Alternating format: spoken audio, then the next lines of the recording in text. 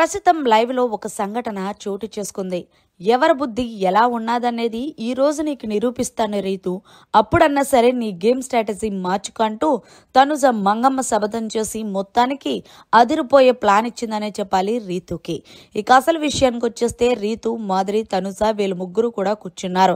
ఈ కిందలో భాగంగానే రీతు ఏం ఫీల్ అవుతుంది అంటే, వచ్చిన వాళ్ళందరూ కూడా డెమోన్ పవన్ కి నాకు ఏదో ఉన్నట్టు ఆ ఒక్క పాయింట్ కోసమే మాట్లాడుతున్నారు అంటూ రీతు తనుజకి, మాధురికి చెప్పుకొచ్చింది.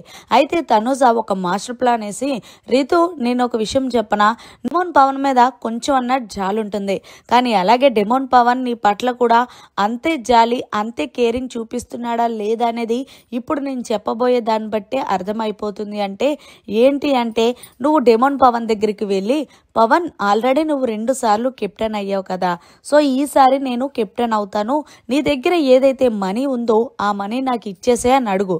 ఒకవేళ ఇచ్చాడు అంటే సూపర్, ఒకవేళ ఇవ్వలేదు అనుకో, నీ గేమ్ నువ్వు ఆడుకో, ఆయన గేమ్ ఆడుకుంటాడు.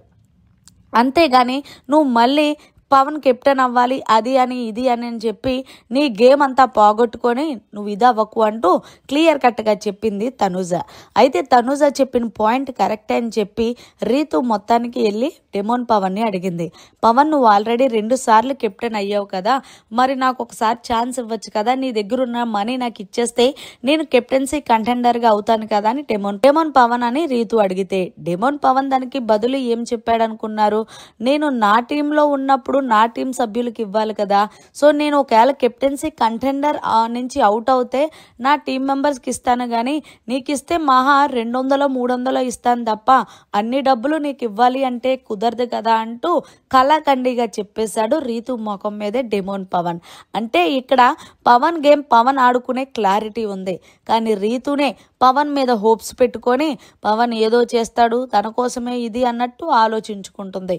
దీంతో రీతు అక్కడి నుంచి వెళ్ళి తనుజకి చెప్పింది, తనుజ నువ్వు ఎలా అన్నావో ఎగ్జాక్ట్లీ అలాగే అన్నాడు, నా టీం వాళ్ళకి నేను ఇవ్వద్దా అన్నాడంటే మరి ఇప్పటికైనా అర్థమైందా, సో ఇక మూసుకొని నీ గేమ్ నువ్వు వాడుకో, నువ్వు తన కోసం కెప్టెన్ అవ్వాలని ఎంత ట్రై చేసావు, లాస్ట్ టైం ఆయన కోసమే కదా నువ్వు ఫౌల్ గేమ్ కూడా ఆడి కెప్టెన్ చేసావు అంటూ తనుజ క్లాస్ పీక్.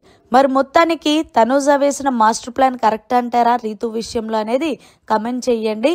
మరిన్ని లేటెస్ట్ లైవ్ అప్డేట్స్ కోసం చూస్తూనే ఉండండి మన ఛానల్.